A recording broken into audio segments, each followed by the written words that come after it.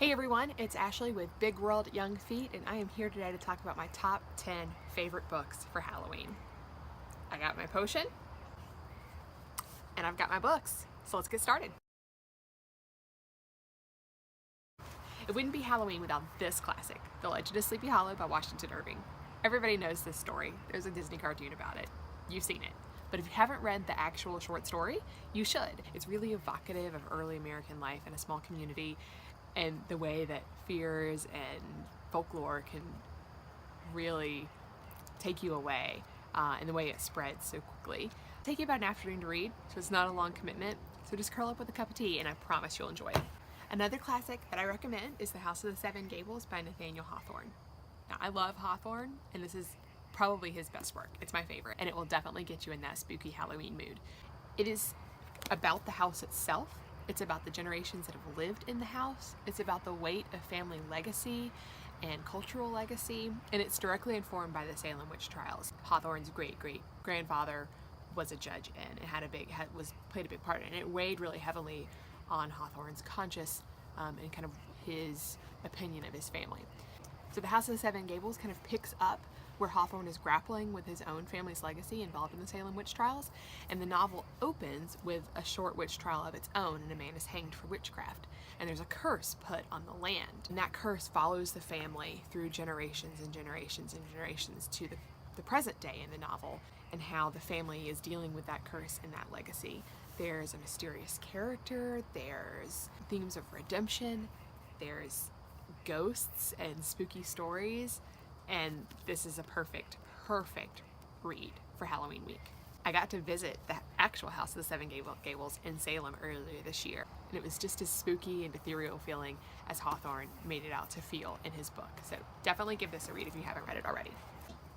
This is one I've seen floating around on BookTube lately, and I'm so glad people are picking up. This is We Have Always Lived in the Castle by Shirley Jackson. It is hard to describe this plot. There are two sisters who were accused of murdering someone in their family, and they become kind of outcasts in the town. It's a Southern Gothic novel. If you've read The Haunting of Hill House, you know what an amazing, evocative writer Shirley Jackson is, and this book will take your breath away. It's a very quick read. I think I read it in 2 days. I couldn't put it down. It is excellent. And this cover, right? This cover is gorgeous. Definitely pick this up and give it a read.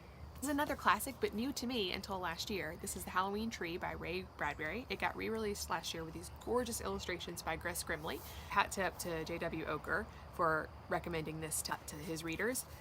Just look at these beautiful illustrations. Aren't those gorgeous? Absolutely beautiful. This is kind of a coming-of-age story. It talks about 8 friends who are out going trick-or-treating, and they encounter a mysterious spirit or ghost or being. It will remind you of Stranger Things. So if you love Stranger Things and are counting down the days until season 2 releases, read this in the meantime. It will definitely remind you of that. So one of their friends gets taken by this spirit, and they have to go find him and save him. They travel through time and experience Halloweens of all the years past, and it is a very fun kind of little Halloween mystery. And again, another quick read that you'll definitely enjoy. Is it too soon to call this one a classic? I don't think so. It's definitely a classic. Every fall, every Halloween, I want to start rereading the Harry Potter series. Every book has a great Halloween chapter. How could you not want to reread even just them? And I've picked up the illustrated editions this year. Haven't read them yet, but definitely want to get back into them for Halloween. How can you resist Harry Potter at Halloween, right? And I couldn't pick just one Neil Gaiman book, but really almost any Neil Gaiman will do at Halloween. Of course, The Graveyard Book is a winner. Good Omens. How could you not want to read that? And Coraline, always a good one. I always want to read Neil Gaiman at Halloween. His stories are so rooted in place and mystery, and the language is just so intriguing and beautiful. And the stories are always just have that little twist of the otherworldly in them. Sometimes a huge twist of the otherworldly. But definitely can't get enough of Neil Gaiman, especially around Halloween. So you can't go wrong. Pick up any Neil Gaiman and you'll enjoy that. This is another series that I've really enjoyed. It's a YA series by Robert Beatty. It's the Serafina series. The first one is Serafina and the Black Cloak. Then the second one is Serafina and the Twisted Staff, and it finishes with Serafina and the Splintered Heart. The main character is a young girl named Serafina who lives in the basement of the Biltmore house. Now, I go to Asheville every year. I visit the Biltmore house almost every year, and I love that Robert Beatty has taken this very well-known landmark and historic figurehead of Asheville and created a whole series around it. What fun. Serafina doesn't fit in. No one even knows that she lives in the basement of the Biltmore house. So it's just her and her dad, and the mysterious things start happening, and she sets out to solve the mystery. And in doing so, she learns about her own mysterious past while kind of solving the mystery of the vanishing children around the Biltmore estate. I won't give away too much more because the first one definitely leads into the second one and leads into the third one. But pick these up. They're a quick read, they're fun, definitely mysterious, and especially if you love kind of the North Carolina, Asheville area, these are going to be a really fun read for you around this season. I love this book. This is Anya's Ghost by Vera Brosgol. She is an illustrator that has worked on films like Coraline and the Box Trolls, and I fell in love with her illustrations first, and then she wrote this graphic novel. I love her art style. It's absolutely gorgeous. This book is about a teenage girl who's a Russian immigrant. She's embarrassed of her family. She's in that awkward teenage stage where everything is embarrassing and she doesn't quite fit in and just really not at home in her family or at school or anywhere. And one day while walking to school, she falls into a well and she finds the bones of someone who had died in the well many, many years ago. And it turns out that a ghost had been haunting the well, and the ghost kind of latches on to Anya, and they become friends, and the ghost kind of helps her through awkward situations at school or helps her out at home until it kind of takes a turn, and the ghost gets a little darker and a little clingier, and Anya begins to feel uncomfortable, but by then it's kind of too late. So this is literally a ghost story, and it's very fun. You're going to enjoy this one. It's a quick read. The illustrations are lovely. You're going to like the way this one turns out.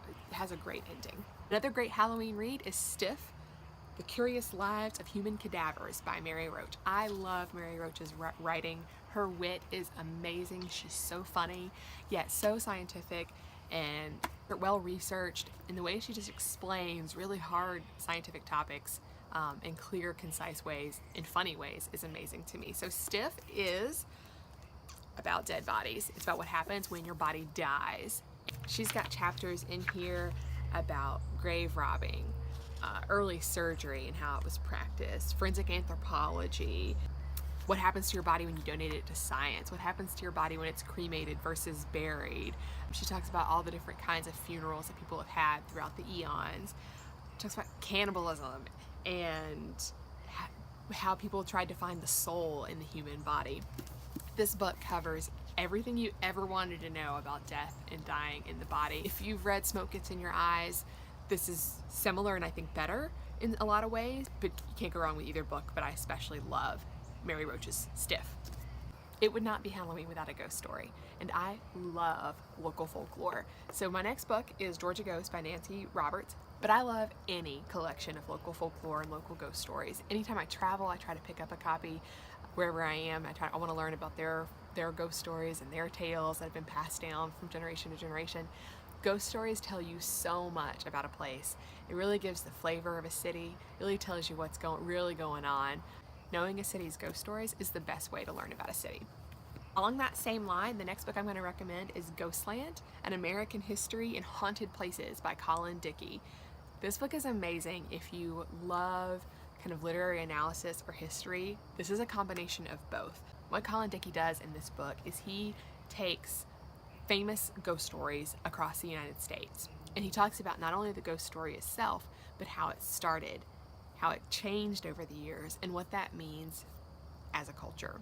So he talks about the history of ghost stories. He talks about how they evolve over the years, how they've changed depending on what era we're living in, or what kind of political ideas or social ideas are in power. Ghostland is a social analysis. It's a historical analysis. It's a literary analysis. But despite me saying analysis like 17 times, it's really easy to read and accessible. It's so interesting to learn about how ghost stories define us and how they've changed over the decades. Can't recommend Ghostland enough. So those are my favorite books for Halloween. What are you guys reading? I am so excited for trick-or-treaters to be coming to my door in just a week. Love to hear what you guys are dressing up as and what you're reading. Hope you have a great Halloween. Cheers.